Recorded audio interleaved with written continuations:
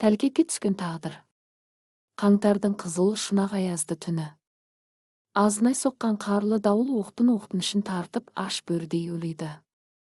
Қашаннан да жарығы мардымсыз қала көшелері мүлде тастай түнекке оранған, жұмысынан кеш шыққан, арман жалбарынған үнді естіп бұрылған еді. Қалтарыстау жерде бір қыздың алқымына пышақ тіреген бұзақылар көзіне шалынды. Дір-дір қағып, құлағындағы сырғасын ағыталмай жыламсыраған қыз мұны байқасымен жан ұшыра шыңғырды. Арман ойланбастан көмектесуге асықты. Аяқ астынан пайда болған арашашыға бұзақылар да тап берген. Ұзынтұра жігітті шықшытынан ұрып мұрттай ұшырған Арман екінші тонаушымен жеке қалды. Ол болса келсең кел дегендей пышағымен ауаны осқылап саспайды. Алайда бокстан спорт шебері деген атағы бар Арман да оңай шағылатын жаңғақ емес еді. Жалтара беріп, жұдырықты жаңбырша жаудырды. Ыңырсып екі бүктетілген тәпелтек қарақшы оң жақ қапталдан тиген ауыр соққыдан талып түсті. Төрт тағандап орнынан зорға көтеріле берген алғашқы құлағанда Арман иегінің астынан шірене теуіп, қайта сұлатты. Торғайдың балапанындай бүрсіп тұрған қызды қолынан жетелеп, жарық көшеге алып шыққан Арманға бейтаныс бойжеткен үйіне жеткізіп тастауды өтінді. Екеуі бірнеше көшені кесіп өтіп, әсем коттедждің атшаптырым ауласына енді. Еңселі үйдің төргі бөлмесінде кішігірім жартастай қара шал отыр. Қанталаған жанары, бұж-бұж жүзіндегі білеудей тыртығы кімнің де болмасын мысын басқандай. Шалдың шатынаған сұп-суық көздері аяушылықты білмес мінезін, сом тұлғасы, жап-жалпақ жауырыны мен күректей алақандары алапат күш иесі екенін танытады. Немересінен Арман тонаушылардан құтқарған қыз шалдың жалғыз немересі болып шықты. Мән-жайды естігенде қария ақпанда жараған борадай шабынды.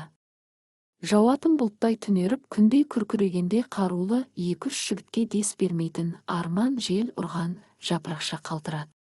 Сүт пісірім мезгілден соң сабасына түскен қарт бақандай саусақтарымен мұның арқасынан қағып, ризашылығын білдірді. Қоштасарда Марал, қыздың есімі солай екен, қимастықпен, жәудірей ұзақ қарағанда Арманның жүрегі атша тулады. Ертеңіне Арманның жұмыс орнына бұқам ойын. Балуан тұлғалы тақырбас жігіт іздеп келіп қарттың сәлемдемесі деп қомақтап шықты. Мұның да өңі өте сұсты екен. Алмаймын деуге Арманның батылы бармады. Түндегі жігіттердің түр-түсін, киген киімдерін тәптіштеп сұраған тақырбас болған жай туралы ешкімге тіс жармауын қатаң ескертті. Бұл үнсіз басын изеген. Басқа амалы да жоқ еді. Көп ұзамай екі жігіт иіс тиіп, уланып өліпті деген жаманат хабар қаланың ішін шарлап кетті. Мәйіттерді көзімен көргендердің сипаттаумен өлген екі адамның Маралды тонаған бұзақылар екенін түсінгенде Арман еріксіз тітіркенді. Арада біршама уақыт өтті. Осы аралықта Маралдың көрікті бейнесі жадынан бір сәтке де кеткен емес. Қою қасы қарлығаштың қанатындай қиылған, аққұбаша өңіне қара меңі әдемі үйлескен ару Арманға хор қызындай елестейтін. Онсыз мына жалғанның құны, мән мағынасы жоқ тәрізді. Өзгелердің қуанышы Арманның ширыққан жүйкесіне инеше қадалатын. Бұл неме несіне жетісіп жыртыңдайды екен деп қаралай шала білінетін. Әйтсе де, Маралдың үйіне іздеп баруға тәуекелі жетпейді. Қиял құшағында келе жатқан Арман таныс дауысқа елең етті. О, ғажап! Дәл жанында аппақ жүзі қуаныштан бал болжанған Марал тұр. Сол мезетте өздерінің мәңгілікке табысқандарын екеуі де іштей сезінді. Түйсіктері алдамапты. Күтпеген кездесу махаббатқа ұласты. Кейін шаңырақ құруға уағдаласты. Бүгін көңілі әлденеге алабұртқан сүйіктісі атасының Арманмен тілдескісі келетінін айтты. Арман уәделі уақытта қарттың үйіне жетті. Мол дастархан басындағы өңшең атанжілік апай төс жігіттерден алып тұлғасымен дараланған қария бұларды ілтипатпен қарсы алды. Арманның байқағаны жиналғандардың баршасы шалдың алдында байыпты сөйлеуге тырысады екен. Қонақтар тарқап, өздері оңаша қалғанда Хасен қарт айтар сөзін сабақтады. Балам, бізді тағдыр табыстырды деп қария әңгімесін бастады. тағдыр бірде бетімен, кейде қырымен келетіні анық. Мені өмір отқа да, суға да салды. Әр нәрсенің өлшемі, асауға тұсау, қиянатқа жаза бар. Маралға зорлық жасамақ болғандардың ит орнында өлгені соның дәлелі. Оған менің қатысым жоқ деп жалған айта алмаймын. Ақталуға міндетті де емеспін. Бәлкім сен келешек жарыңның шыққан тегін, нәсілін білгің келетін шығар. Олай болуы заңды да.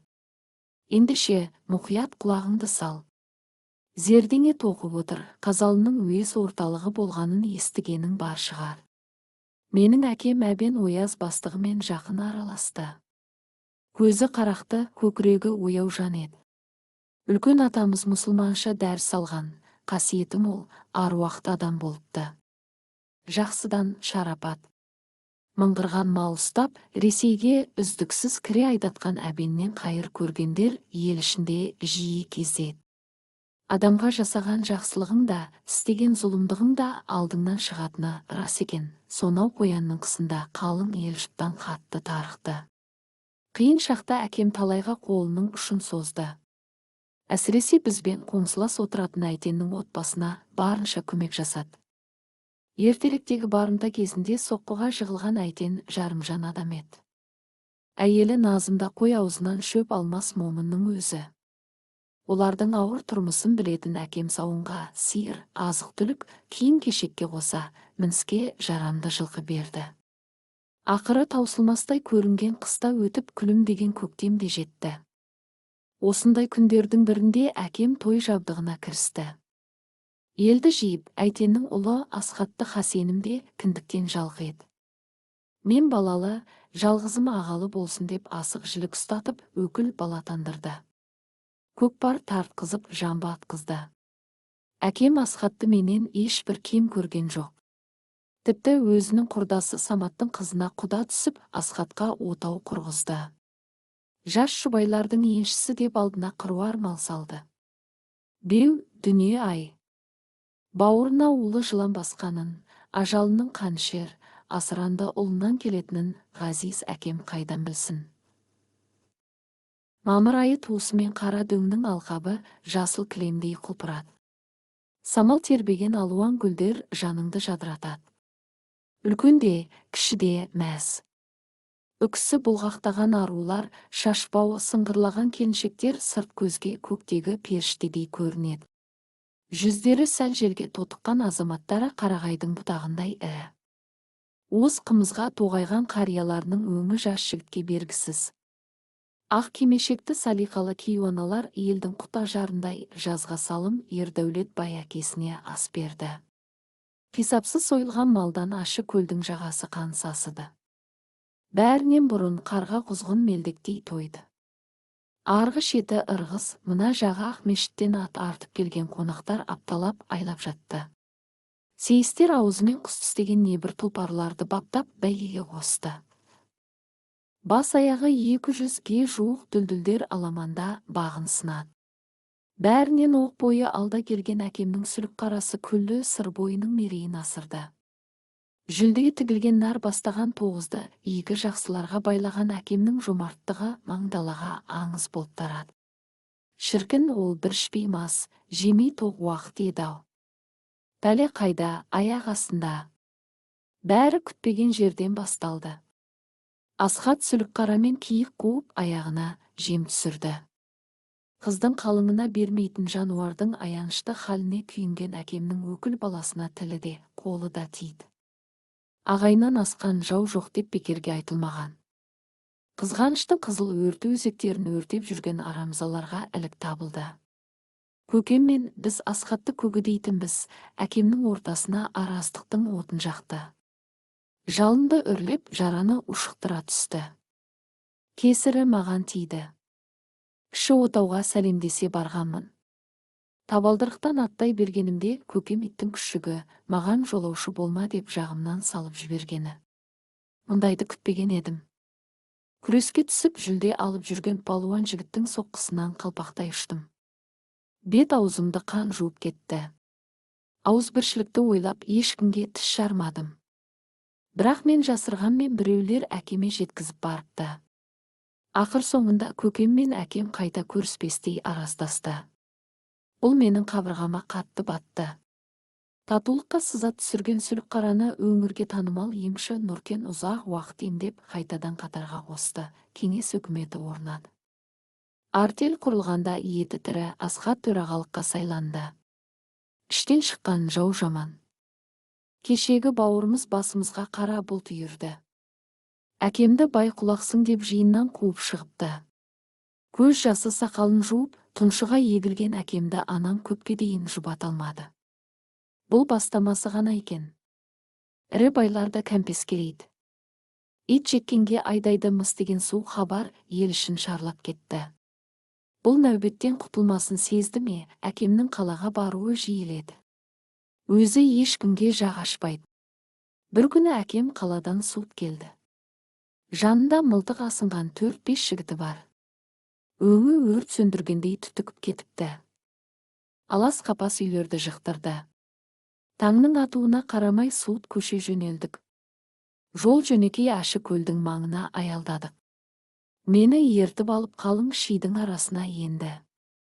Бір жыңғылдың түбіне құнан өгіздің бас терісінен жасалған шанашқа, тері қап, салынған әлде бір ауыр заттарды асығыс көмді. Сорғалаған терін сүртіп балам, дәм жазып ата мекенге қайта оралсаң, осы жерді ұмытпа. Жаңағы мен жасырған алтын күміс өзің емес, ұрпағыңды асырауға толық жетеді. Мен тағдырдың пешенеме жазғанын көрермін.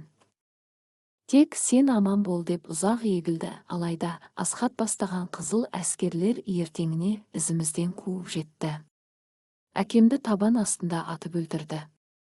Қаралы көшті ауылға қайтарып әкелді. Мал мүлік асыл заттар талапайға түсті. Бізді халық жауының отбасы деп Астраханьға жер аударды. Шығарып салуға халық көп жиналды, шашын жұлып зарланған апам. Кесір ұлына теріс батасын беріп, жанарынан жасы тамшылаған Асхаттың әкесі Әйтен ақ сүтін жерге сауып, баласын қарғаған анасы Назым бізге ат үстінен қамшы үйірген Асхаттың тақымындағы Сүлікқараның жер көкті жаңғырта кісінегені әлі көз алдымда тұр. Ресейде азаппен бірнеше жылды өткіздік. Шұқсалықтан анам көз жұмды. Мен жападан жалғыз қалдым. Бізден бәрі теріс айналды. Бар сүйенерім, жанашырым Сартай нағашым ғана. Екеуміз соғыс басталар қарсаңында елге оралдық. Ауылда да жақын тұтқан жан баласын кездестірмедік. Байдың құйыршығы деп белсенділер соңымызға шамалып түсті. Опасыз адамнан адал ит артық. Көзін ашқаннан асыраған ақтөсті ертіп тағы бой тасалады. Сары көлдің ну қамысын мекендеп жабайы аңдай тірлік кештік. Момынды ашындырсаң батырға, мейірімдіні нала қылсаң тасбауырға айналады екен. Жазықсыз жапа шеккен біздің де кегіміз ішімізге мұз болып қатты. Қалайда Асхаттың көзін жоюға қан шығарып серттестік. Әрі жоспарымызды жеделдетіп жүзеге асыруға тырыстық. Көп ұзамай оның тайыншадай итінің дәл тұмсығының астынан Сүлікқараны алып кеттік. Азда болса ішіміздің қыжылы қайтты. Асхат жынданып кетуге сәл қалды. Оқиға күлкілі де тосыннан өрбіді. Саяткер, аңшы Сартай нағашымның білмейтін пәлесі жоқ еді. Бұл жолы Тосынайлаға көшті. Тайыншадай қасқыр иттің жел жағынан ұйыққан қаншықтың кепкен тезегін шашып жібергенде қабаған төбет бар дүниені ұмытты. Ындасын аусар билеп аласырып қыңсылаған иттен аттап өттік. Жайшылықта аттың үстіндегі адамды жұлып алатын арлан бізді елегенде жоқ. Белдеуден Сүлікқараны шешіп алып тайып тұрдық, бірақ жатқан жыланның құйрығын басыппыз. Сыртымыздан аңдушы қойғанын байқамаған едік. Ауылға барған сапарымның бірінде қолға түстім. Өңменіме мылтық тіреп, дырау қамшымен тілгілеп отырып Сары көлге әкелді. Нар намысқа бекінген нағашымның елден асқан мергендігін білетін милициялар сақтыққа көшті. Нәлектердің жанының тым тәтті екенін қайтерсің. Оққа қалған ретінде мені алға тұрғызды. Денемді тасалап көл ортасына мысықта бандап жақындады. Мен болсам қорқыныштан әрі біздің келгенімізді білсе, өзі де қарап жатпас деген оймен үздіксіз дыбыстаумен болдым. Мүлгіген тыныштық. Қостың алдында ақтөстің мауыздалған өлі денесі жатыр. Үріп сездіріп қоймасын деген нағашымның әрекеті. Сүлік қараға мінген Сартай ұшты күйлі жоғалды. Тұлпардың күйігі өзегін өртеген асхат ашуын менен қайтарды. Бақандай 10 жылға соттатты, зонада Сагит атты баскесерді өлтіріп, тағы 10 жыл жамадым. Тұла бойын жүн басқан жуан жұдырық тау жігітінің озбырлығына шыдамадым. Екеуміз ұстасқанда еңгезердей неме жеңіне жасырған өткір затпен осып жіберді. Бетімді қан жуып, дүние шыр көбелек айналды. Сәл кідірсем өлетінімді білдім. Жандармен ұмтылғанымда қолым алқымына тиді. Сығымдай қысып, жұлқи тартқанымда өңеші жұлынып кетіпті, соғыс уақытының қатал заңы мені қапаста шіртуге айналды. Кеңес үкіметіне көңілім ешқашан жылған емес. Өзің ойлап көрші. Әкемнің нақақтан қанын төкті. Өзімді жазықсыз қудалады. Сонда мен бәлшебектердің үкіметін не үшін жақтауға тиістімін? Алайда мен үшін тірі қалудың бір ғана жолы майданға, айыптылар батальонына сұрану еді. Өтініш жаздым. Өтінішім қабылданып, майданға қарулы күзетпен жіберді. Осылайша қанды қасаптың бел ортасынан бір-ақ шықтым. Ажалмен қысқа күнде 40 кездесеміз. Айыптыларға қаруды шабуылға шыққанда ғана береді. Нағыз тозаққа жұмсайды. Дегенмен сүйекке дақ түсіру маған өліммен тең еді. Мейлі, қамасын. Әулетімді тоз-тоз қылсын. Мен еркекше соғысуым керек. Анам мен туғанда ұл тудым деп қалжа жеген. Қорқақтық жасасам, әкемнің аруағы мені кешірмейді деп фашистермен арыстанша алыстым. Бойымды кернеген ашу ыза, қанды кекті немістерден алдым. Қарсы келгенін қурайша жапырдым. Қолма-қол шайқаста ондаған дұшпанның жанын жаһаннамға жібердім. Блиндажға басып кіріп, неміс полковнигін тұтқынға түсірдім. Шайқас барысын дивизия командирі бақылау пунктінен көріп тұрыпты. Ерлігімді бағалады. Мені айыптылар қатарынан босатып, тұрақты әскери құрамға ауыстырды. Наградаға ұсынды. Орден медальдарым жарқырап, соғыстан абыройлы оралдым. Зұлмат жылдардың зардабы елге де оңай соқпады. Ауылда бала-шаға, шал-кемпір, қатын қалаш қалыпты. Әйтсе де, өзегі талған халықтың тірлігіне нәр беріп тұрғанда солар болатын. Бұл дүниенің есесі о дүние кетпейді екен. Мемлекеттің ақшасын жеп сотталып, қамақта өлген Асхаттың жартылай құлаған үйін көрдім. Өз айдауға кеткенде әке-шешесі аурудың салдарынан қайтыс болыпты. Әйелі басқа біреуге тұрмысқа шығыпты. Ал баласы Маралды тонамақ болған екеудің бірі Асхаттың жалғыз ұл екенін кейін білдім. Екі тонаушының да қайғылы қазаға ұшырағанын өзің де естідің, уақыт бәріне емші. Әкемнің жасырған көмбесін қазып алдым. Соның арқасында емін еркін өмір сүрдім. Үйлендім, перзент сүйдім. Немерелі болдым. Кейін Маралдың ата-анасы жол апатынан өмірден озды. Бұл қаза маған аса ауыр тиді. Ойлана келе, ата-анасыз қалған жетім балаларды асырап жеткізуді мақсат тұттым. Бүгінгі өзім көрген жігіттер сол балалар. Менің ұлдарым Маралдың бауырлары. Олардың көздегені ізгілікке лайықты сый жасау, озбырлықты жүгендеу. Әйел өмірдің сәні. Еркек үйдің ханы деген. Құлындарым, бір-біріңді аялаңдар. Ең бастысы, шынайы махаббат, кіршіксіз көңіл екенін ұмытпаңдар деген қарияның айбынды өңін тарандап жашуды тағы да бір таң атты. Жаңа көтерілген күннің әлсіз сәулесі арманға уыз бақыттың хабаршысындай көрінді. Солай болғай,